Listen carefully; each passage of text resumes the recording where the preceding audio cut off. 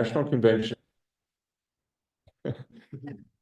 Coming up April 17th to the 20th, which is a Thursday evening and into Sunday.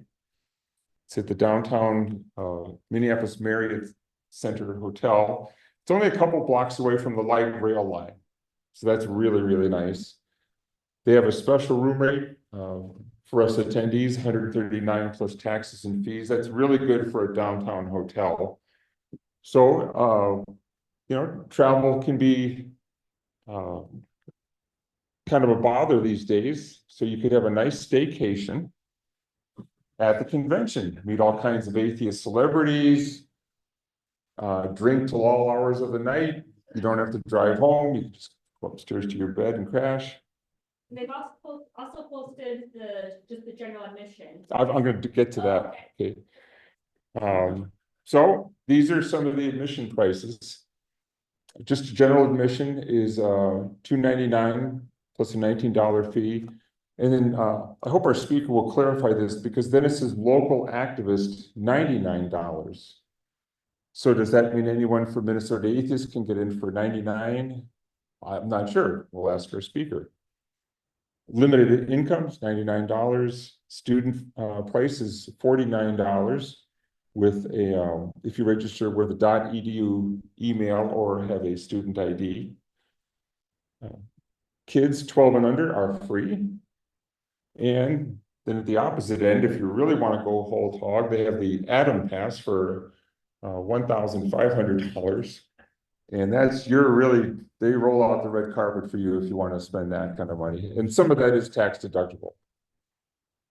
So those are the admissions. Then for the special activities, Thursday night is a way to raise some money for charity. They're having a pub quiz and game night for $35. I know we have a lot of trivia players in our audience and in our membership, so that's something you might want to check out.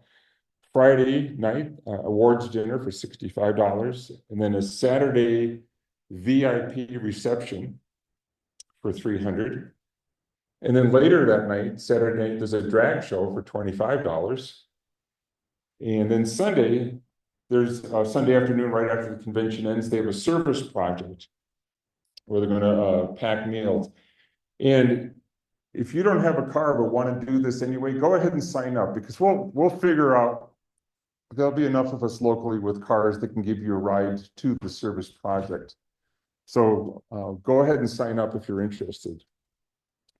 Then if you have a kid, you could enroll them in, like, it's a Camp Quest program there for kids 5 to 15. Probably if they're 15, they'll just want to attend the conference. But for the younger kids, they'll have some activities and a lunch for them to do, something for them to do, the young budding atheists. So that's kind of some of the events and fees, and our speaker will tell us more. So our speaker, we are very pleased to have Sam McGuire. She's the National Field Director and Director of Grassroots Organizing and Advocacy for American Atheists. As National Field Director, she oversees affiliate organizations like Minnesota Atheists. And as Director of Grassroots Organizing and Advocacy, she works to expand the organization's grassroots network, help shape state-level advocacy initiatives. So state level, like, in Minnesota, even though they're international, they're working with the states on the things that are in our legislature. So she oversees volunteer organizations, community leaders, and field staff to mobilize supporters, influence policy, and promote secular values, and foster thriving communities. So we have her via Zoom to talk about a preview of the upcoming American Atheist National Convention in Minneapolis and American Atheist work with the Minnesota State Legislature. So please welcome Sam McGuire. Hi, everybody. Hang on. We got What happened? Oh, well, I mean, did you want to escape? Escape and stop sharing. Okay. Are we good? Yes, we're good. Hybrid is always fun. I enjoy it. I try to get you full screen here. Well, oh. I can just drag it to, I mean, Is it this button to do the No. full screen? I don't know Mac. I don't know Mac products. No, she is not sharing it. Okay, today. All right, are we good? yeah, I think no, that didn't do anything. We're good. We see you. Okay. My computer's also being done today, so I have a set of slides I'll try to share in a little bit, and we'll see if that works or not. But either way, I will run through some of the things that we're working on in Minnesota. I wanted to first talk about the convention a little bit. Thank you, August, for breaking that down. I'm going to go ahead and answer your questions. Anybody who is in Minnesota, we would consider a local activist if you're involved in your local community group. So if you can afford the more expensive ticket, then please buy it because it supports us being able to offer the discounts to the folks that we offer discounts to. But if you need to take advantage of that $99 ticket so that you can do the dinner and other things, please do take advantage of that. So hopefully that clears that up.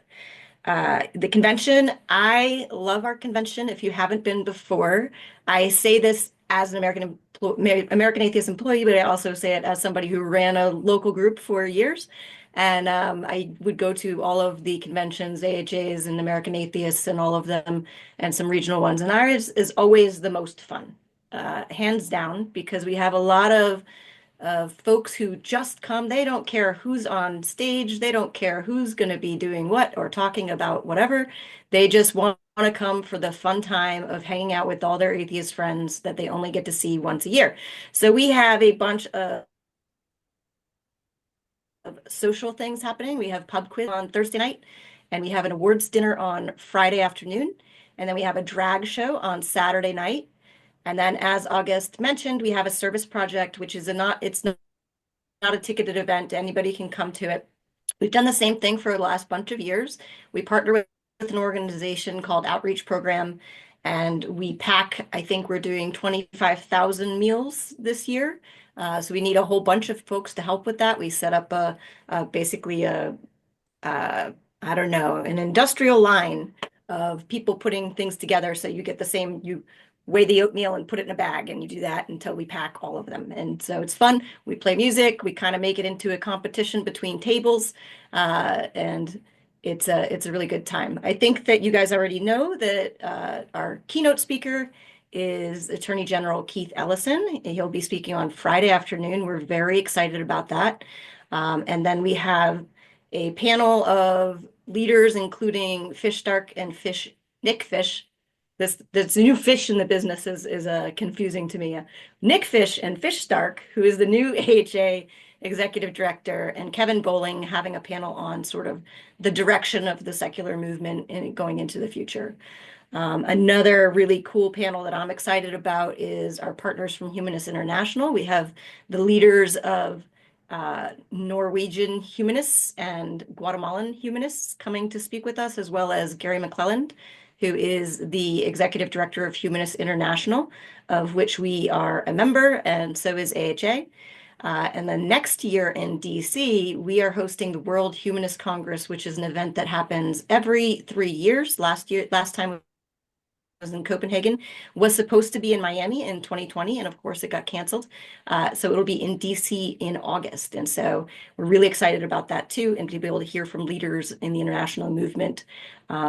Because as you know, we export a lot of our bad things to other places around the world. So we get to talk about that. So I'm going to break there and see if there's any questions about convention before I turn into talking about what we're doing with legislative activity across the state. And I can't see you guys because it's just a tiny little picture. So I don't know if people are raising hands or not. Is registration open already? Yes. It is indeed. I will put in the chat where you can register, but it is atheist.org/convention to get more information. Program published, full program available. Is Give her the mic and then. Is the program available yet? So the full program is not available. We're still working with speakers to confirm travel booking in and out of Minnesota. And so we're, once we have that all nailed down, so we make sure that we have people where they need to be on the days they need to be there, we'll release the full schedule. But we have a bunch of panels. We're going to be talking about some of the legislative advocacy that we're doing as well. So when I talk about that, there will be panels on that and hopefully the secular government caucus as well. It's a very busy time of year for your legislators as well, as you can imagine, in the middle of the session. So trying to make sure that we get them on the schedule has been a little bit difficult, but we're working on it.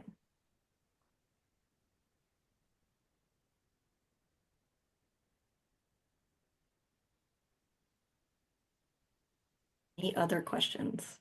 I went to your website and I think that you eventually post the schedule and everything on the website.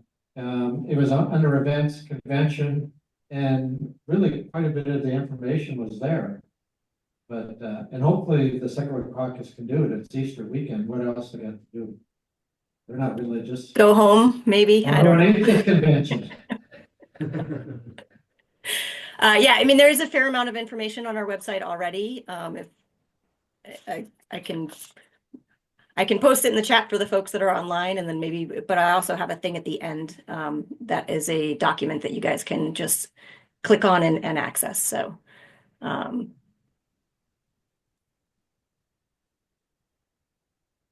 see that somebody online has their hand up too. My question is there a way to get involved as a speaker or presenter at this convention? We still are working on adding a couple of workshops. We have most of our main stage speakers are lined up. So if somebody wants to present something or have space to do like an online workshop or a breakout panel or something like that, you can email me and we can talk about it.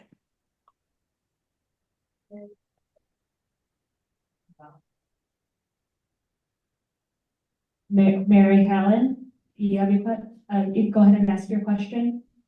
Okay, can you hear me? Yes. Yep. Okay. Corollary to that question, do you need people in this area to do things in terms of logistics or like man sign-up tables or, hand out bags or whatever at the beginning of the convention? Is there, if so, if and when would there be a sign up for that? Yeah, we always do. And again, if you are willing to help us a whole bunch, then I'll do something and help you out and comp tickets to something as well. We ask people to sign up for different shifts of things. And sometimes that is working the registration desk. Sometimes it is sitting in the room and monitoring time for our speakers. Sometimes it is run for Q&A, like whoever's doing that there. So we all of that. What was really useful for us though with locals is helping us set up and break down. And so that happens on Thursday morning and Sunday afternoon, because most of our out-of-state volunteers don't arrive until Wednesday night or Thursday, sometimes even Friday. So that's actually what's most useful and helpful is we have a contractor come in to do AV, but it's good to have like 4 or 5 or as many as you can really able-bodied folks help them out to set everything up and get the lighting and AV equipment up and all of that. So that's definitely something we need.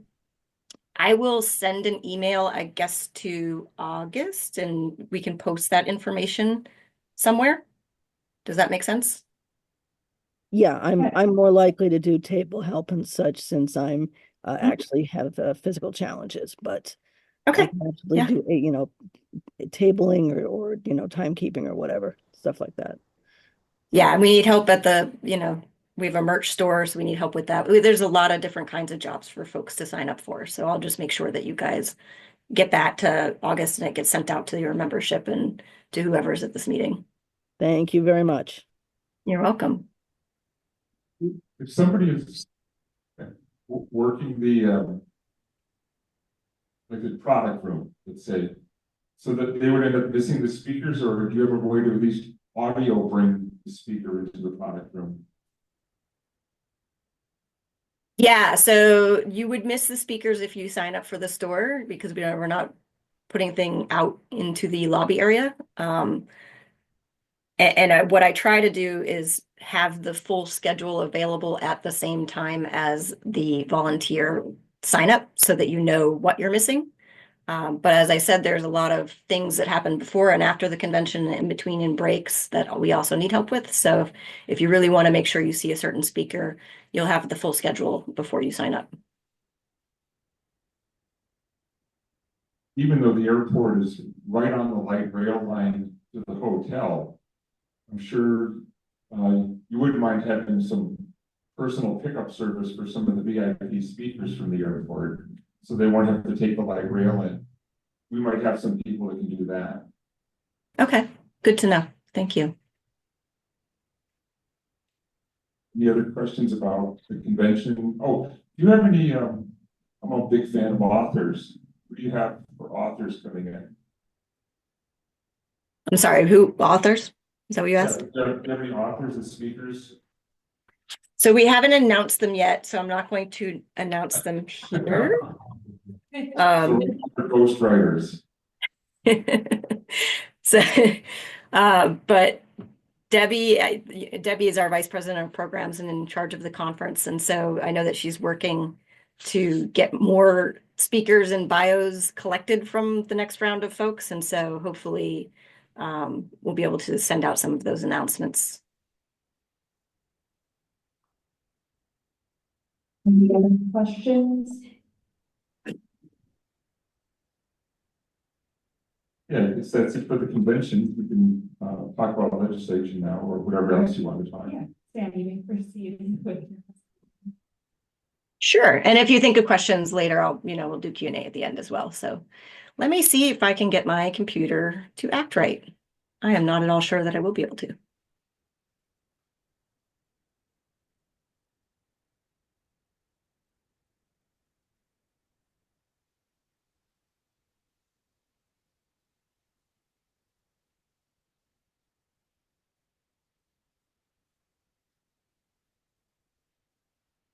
Yep, just as I thought.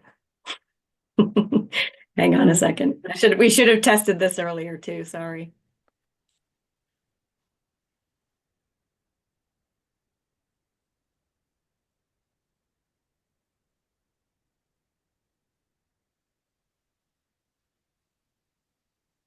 Now it covered over everything. Okay, I'm gonna go without slides, guys. But I will send you the link to this slide deck as well, and then you guys can see it if you want to. All right, so what I'm going to talk about, I'm going to give a quick overview of what we're seeing with Project 2025. I feel like most of you are fairly well informed, and I don't need to go into great depth on that, but just sort of to level set what we're doing and working on kind of across all 50 states, and then we'll delve into what we're working on in Minnesota specifically. So as most of you know, it's a 920-page document, and it's the plan to restructure the federal government in favor of Christian nationalism. It seeks to consolidate presidential power, eliminate key federal agencies, and reshape public policy to align with conservative Christian values. Calls for the direct appointment of officials aligned with right-wing religious organizations, which is, of course, what we are seeing with Trump's new administration and his nominees. We also know that we are already seeing and will continue to see push for religious charter schools, private religious institutions to receive taxpayer funding, efforts to eliminate the DEI initiatives from curriculums, removal of protections from LGBTQ students and policies restricting gender-affirming education, as well as pushes for religious schools to receive taxpayer funding while bypassing accreditation standards. And then, of course, we're also seeing abortion restrictions with the overturn of Roe v. Wade, with the Dobbs decision allowing states to ban abortion. They're also seeking to use the Comstock Act to criminalize the mailing of abortion medications nationwide. And red state policies have enforced strict abortion bans and with threats to interstate access to reproductive care. So we're seeing a new uptick in bills that will criminalize crossing state borders with a minor in order to receive care. So even if you are in a state that allows for abortion and has access, people who are not in those states may not be able to access the care that they need. We also are, of course, seeing a whole rash of discriminatory LGBTQ plus policies, efforts to ban gender affirming care using state laws to criminalize health providers, big fines, threats of taking away their licenses. And there's federal policy proposals under Project 2025, label transgender identity as a mental disorder and seek to eliminate it, recognition of any gender identity protections. We're also seeing mass repeals of discrimination statutes in different states, taking away protections in housing, education, employment, and all of those things. So the reason I talk about what's happening federally is because the only way we can really enact change right now is through our state work. So it's become very important at American Atheists. It already was very important at American Atheists, as most of you know who've been involved in working with us over the past few years, but it has become even more so important to us as an organization. So that's why I'm here talking to you all. So what are some strategies for grassroots organizing? The first one is lobbying for state legislation. So we're going to talk about particular pieces of legislation that we're working on in Minnesota.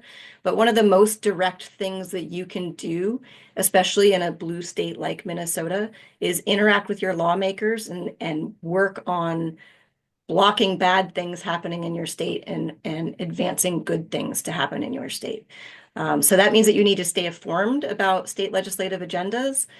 We do our best to make sure, hopefully most of you subscribe to our emails and got an email actually just this week about Minnesota and the things that we're tracking there. So if you read the email, you're going to hear a lot of the same information in this presentation. Sorry about that, but that's what we were doing. And that's going to encourage you to take action, to call your lawmakers, email your lawmakers, make sure that your voice is heard as a secular community on these issues. And that's how we mobilize our grassroots folks. The other thing that we really work on is building coalitions. So we collaborate with other grassroots groups and nonprofits and local leaders in the state to work on legislation and activities that we are trying to push forward. So I'll be talking a little bit more about that when I talk about our secular recovery options bill, but that's certainly one of the things that we work on at the state level. And the reason we do that is it amplifies our collective voices to push for more inclusive policies and to oppose the bad things that we're seeing. Because even in the good states, I live in Maryland, and even in the good states, we're still seeing these bills get introduced. So we have to mobilize against them. There was a school chaplain bill in Maryland, for instance, which was never going to pass, but we still have to speak out against it. The other piece of what we do is we try to engage in public education. So we raise awareness about impacts of white Christian nationalism. We make sure that we're loud and talking about that as much as we can at American Atheists.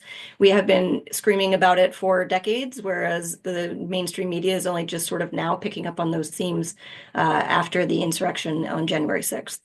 So our job is to educate our communities on the importance of protecting basic human and civil rights. And that includes not just non-religious folks, but everybody. The other thing that we do at American Atheists, and we work with our affiliates to do, and our volunteers across the country to do, is work on voter engagement. We're not in an election year in most states right now, but we encourage participation in state and local elections. And we support candidates committed to protecting individual rights and secular governance. And we have several organizations across the states who are working on that with us.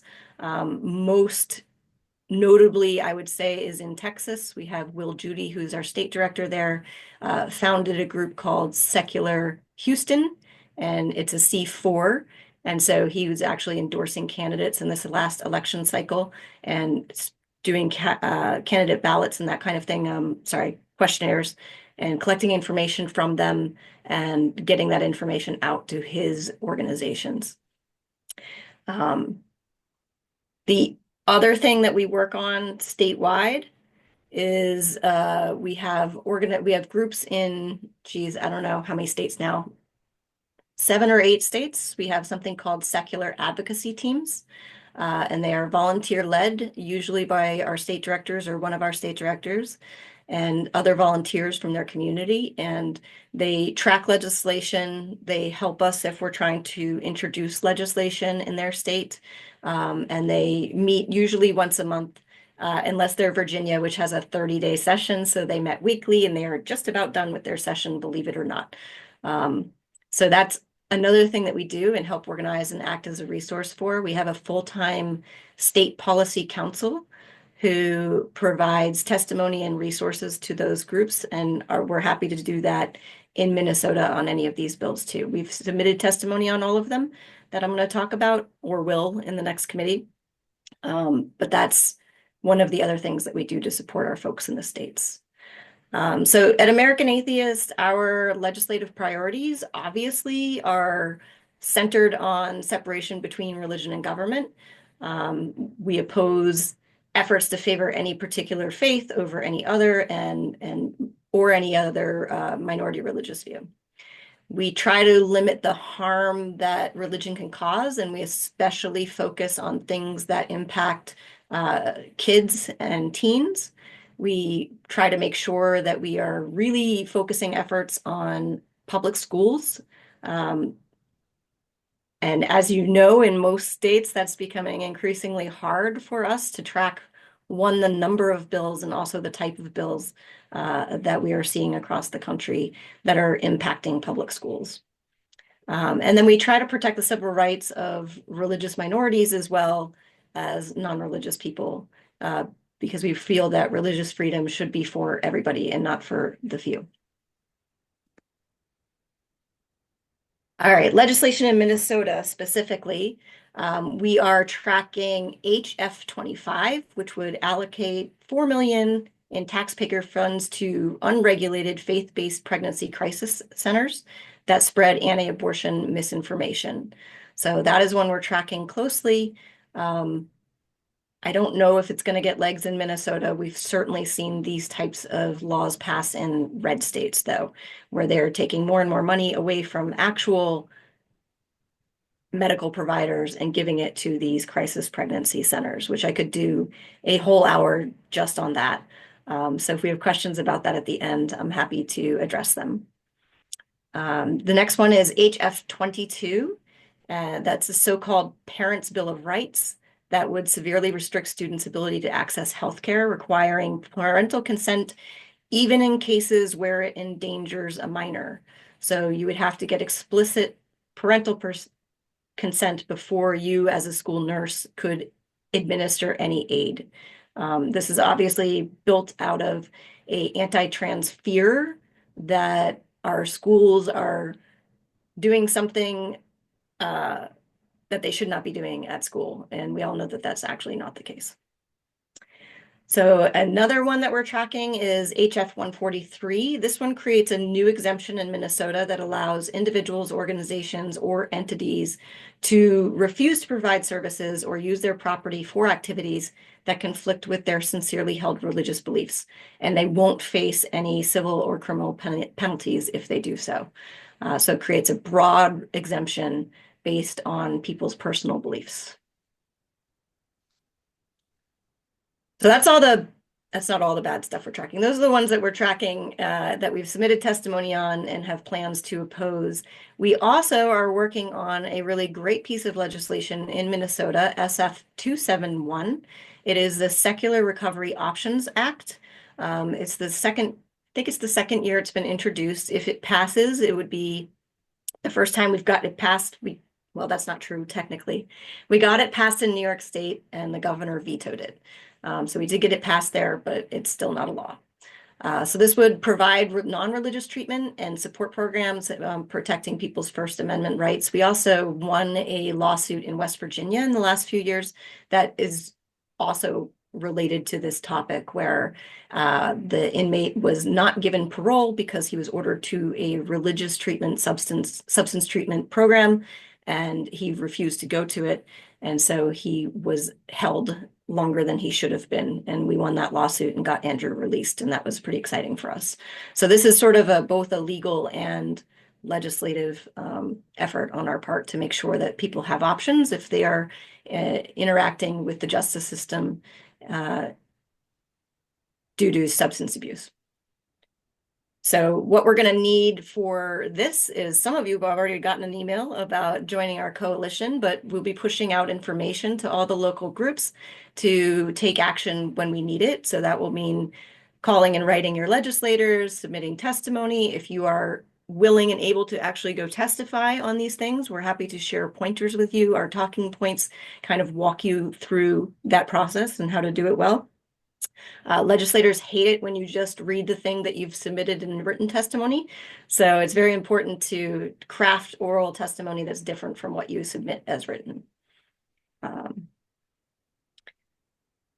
So I do want to mention here, if I had my slides up, you'd be able to see it, that we do every year the State of the Secular States report, which some of you might be familiar with, where we go through and update. I think we're tracking 60 different types of legislation, and then we give scores based on that. So if you have, for instance, a medical aid in dying law, and it's been introduced and it's passed, then you would get a good mark in your column, right? So we track about 60 things now, and that doesn't mean just 60 laws, it means 60 categories.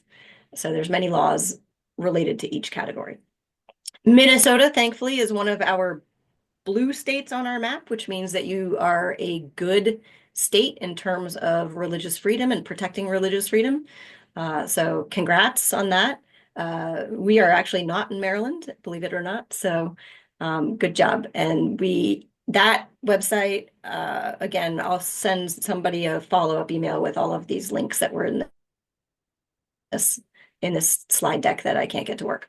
But that is atheist.org/states is that website. All right, so what can you do? Calls to action. Mostly, and this is just very, very hard at this point, I know for a lot of us, is stay engaged, stay informed, try to know what's going on. At least you have some good news in your state, so make sure that you are paying attention to not just our action alerts, but all of our coalition partners and other progressive partners in the state are also madly pushing out action alerts. And the lowest lift that you can do is click on that link and send in an email. If that's all you can do because it's just too much and it's overwhelming, then at least do that. If you want to step it up a little bit and you want to write your own email, that is helpful as well. And then if you want to call, that of course is extremely useful. It's also just really good practice to be in touch with your representatives, not just during session, but going to their in-town town halls and things off of session so that they have a relationship with you and know who you are when you're emailing them. So participate in everything that you can. I know it is a whole lot right now. Trust me, as I'm watching across all 50 states, it's just a veritable fire hose of bad stuff. And so it's very hard to pay attention to everything. So my next piece of advice comes from my counseling degree. Please form a network of personal support. You guys have each other in this group, but we have a lot of work to do and it's really exhausting. So make sure that you are doing things to take care of yourself along the way if you're involved in this work, and make sure that you have folks that you can lean on and that will support you. Again, you can sign up for our action alerts. We also have a state legislation tracker on our website. If you go to that, it'll show you all of the things that we're tracking. We are now tracking, I think on Friday, we passed 400 bills already. I expect that we'll be tracking probably close to 2,000 by the end of session. So if you see something that we missed, because we are going to miss things in your state or other states, there is a form at the bottom of that you can click on and submit it, and it comes to myself and Victoria, our state policy council, and we can add it to the list of things that we are considering tracking on that tracker. And yeah, come to our convention. That's the last action thing I had on my slides there. So I want to give plenty of space for conversation and for you all to ask any questions.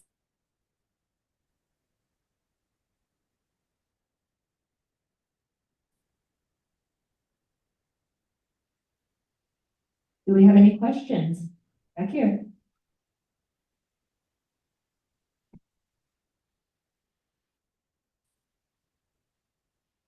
I moved to Minnesota from Texas, so I know very much about the testimony and front of our legislature and how torturous that can be, especially when it's so slanted against you. But I wanted to ask, at what point do we move that it becomes so costly and so involved and so exhausting, pouring resources into electoralism and proceduralism? And when should we start moving towards getting people to safety, supporting those who are being targeted and scapegoated, and maybe finding other avenues outside of official procedures to save people's lives? So I think I heard the question. Part of it was a little garbled though. So I think the question was, if, and correct me if I'm wrong, when do we move past this sort of legislative work and into direct action? Is that basically? Yes. Now. Yes, and I mean, there are groups already working on that, right?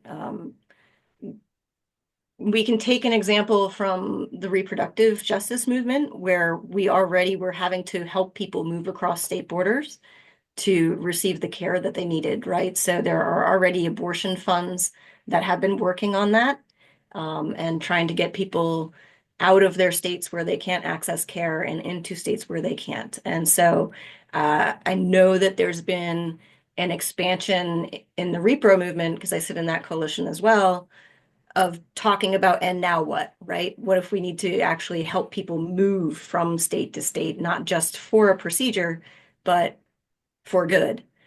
So that conversation is happening. American Atheists, unfortunately, we don't have the resources to spearhead any of that type of action, but I guarantee you that there's organizations who are working on that in any of the issues that you care about. So if it's immigration you care about, if it's LGBTQ rights that you care about, which obviously folks are moving across state borders for that now too, I would plug into those national organizations and start working with them.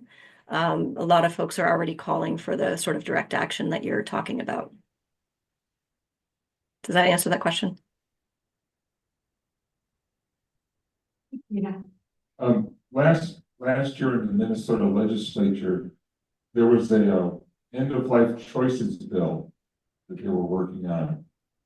You didn't list that as one of the ones that you're monitoring. I haven't seen it introduced yet. I need to reach out to Compassion and Choices actually and find out which states they're prioritizing this year, but I haven't seen it introduced yet. It will get added to our list once we see it.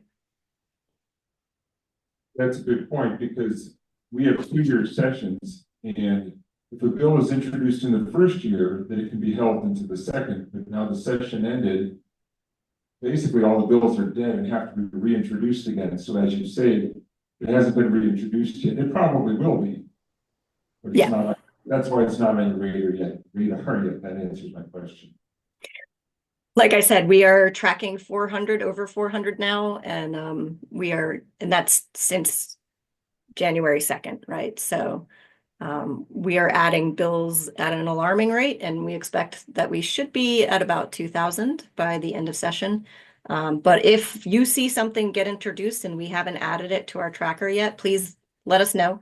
We do have the tool we use is called Bill Track 50, and it searches on keywords. And so sometimes it'll miss a bill that is important to us. And so we'll hear about it from a member, or we'll hear about it, or we'll hear about it from somewhere else, one of our coalition partners. So please always feel free to add anything to that tracker for us.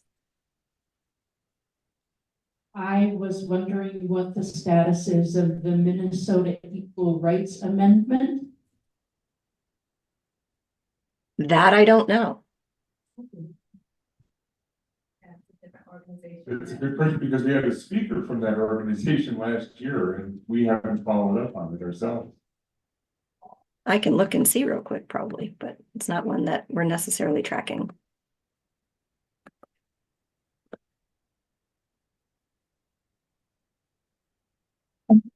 Mention House File 25, but I may have missed it, but I didn't hear House File 24, which is the, if a baby is born as alive as a result of an abortion, it mandates all medical intervention to save the life of that baby, which is highly problematic for lots of reasons. It's basically pro-choice, anti-choice foot in the door bill.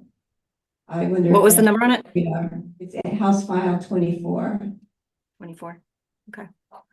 Yeah, I mean, we're seeing a large uptick of those types of bills as well. We usually will add them to our tracker so that they show up on our map, but we're not always the folks that are the right people to take point on repro issues. And there's many, many, many organizations who are speaking about repro issues. So we don't always weigh in on that in terms of creating testimony and sending folks to testify. Now, that being said, if you are local and want to go testify on anything in Minnesota, that moves that issue up our priority list, right? So while we support medical aid in dying, we usually will submit testimony on it. Repro issues we support, but we just don't have the resources to submit testimony on every single thing, as you can imagine. But if there's a person who's local, like when I was state director and a volunteer in Maryland, medical aid in dying is very important to me.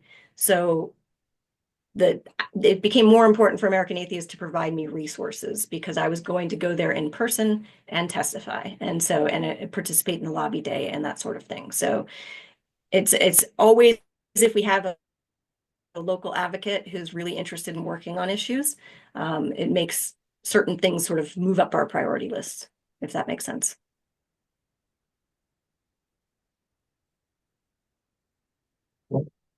I think we could get people to testify. There are a number of us that have experience testifying and we're even retired now, some of us. So if you need someone to testify, let us know. Yeah, no, for sure. For sure, especially on the secular recovery options bill. I think it would be really good if some of our local community came and testified. I don't think that anybody did last year. I know that Stephen from Smart Recovery went and testified and a couple other facilitators from Smart, but in particularly if this law would impact you in some way. So that if you have been in recovery or have been through recovery programs or have a close family member that has, that's always going to be more impactful with our lawmakers. And certainly even just putting somebody's local name on it and having you go testify is more impactful than Victoria sending it from DC, right? So we always try to have constituents' names on our testimony if we can. So if one of you or several of you are willing to take that role, for sure. But yeah, it's certainly if somebody has would be impacted by this law or would have been impacted by this law, then we definitely want them to go and testify.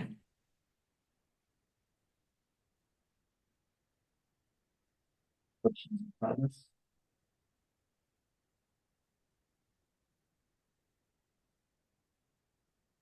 Yeah, we're not hearing anything else. Do you have anything that you wanted to add? Sam? No more questions? No? I answered every single one. That's awesome. I guess so. Caroline has another question.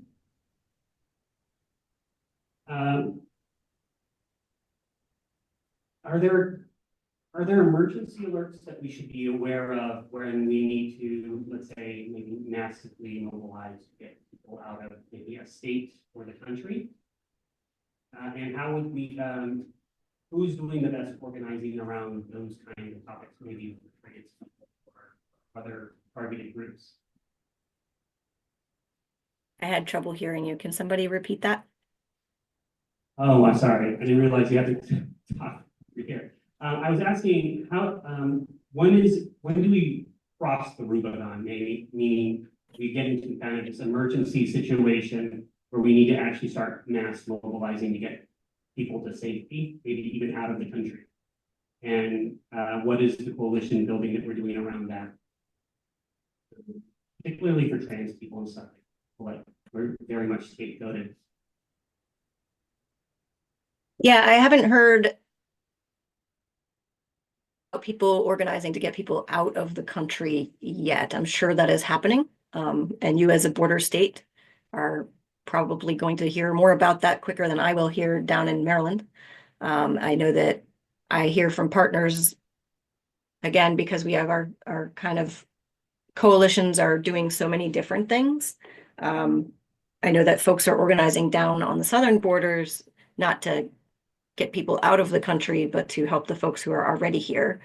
But I'm not hearing yet of people organizing to get folks out. But I definitely will keep my ear to the ground and let you know if I hear anything up there. And by the convention, maybe we will be hearing some of that. I do have one final question. I have one question related to the conference. Mhm. And that is, should we be inviting our agnostic and maybe just like not super religious friends, but they might not consider them as atheists? I'm sure the answer is yes. Invite anyone who might be interested, but yeah, like, is it really welcoming for those who don't identify as atheists? Yeah, so we try to make sure that it is welcoming to folks who are agnostic or nuns or whatever thing they describe themselves at.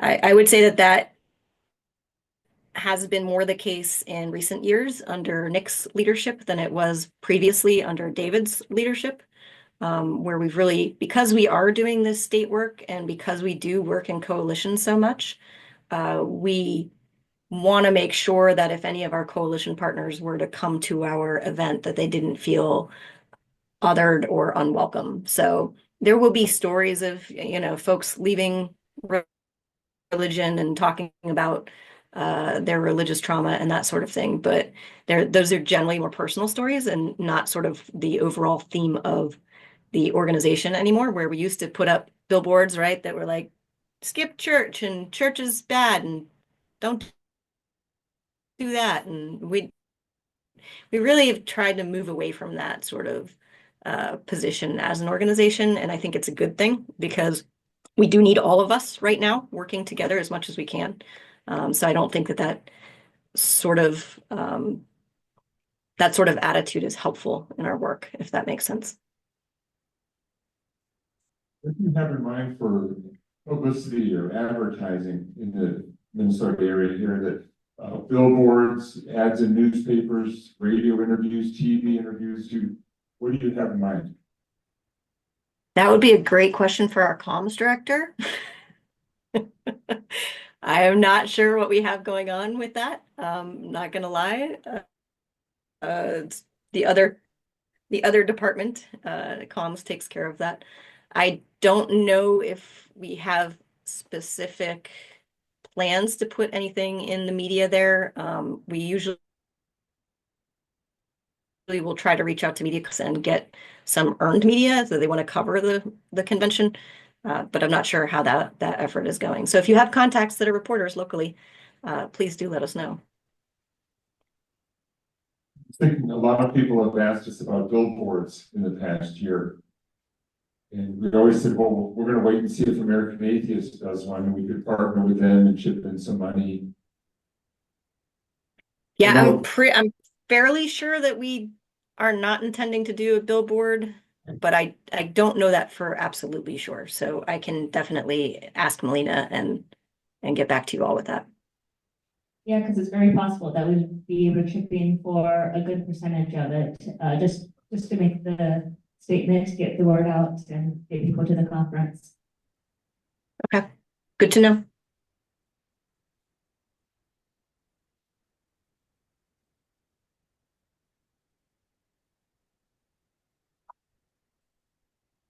Any other questions? One more.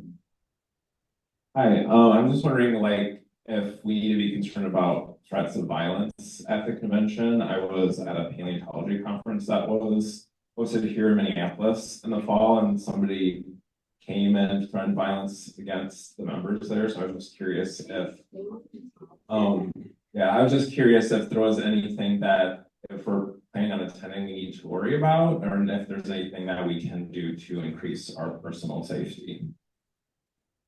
Yeah, so every year we work with the security at the hotel to make sure that we have procedures and things in place. We haven't had any specific threats and we haven't heard anything online about our convention being targeted at this point. We generally get a few folks who come in, and I shouldn't say generally, we have in the past had folks come in and be disruptive at our convention, and they are summarily removed by the hotel security staff. So there's always a safety thing in place, and we'll make sure that that's even more so this year, I'm sure. All right, well, with that, we shall do a round of applause for our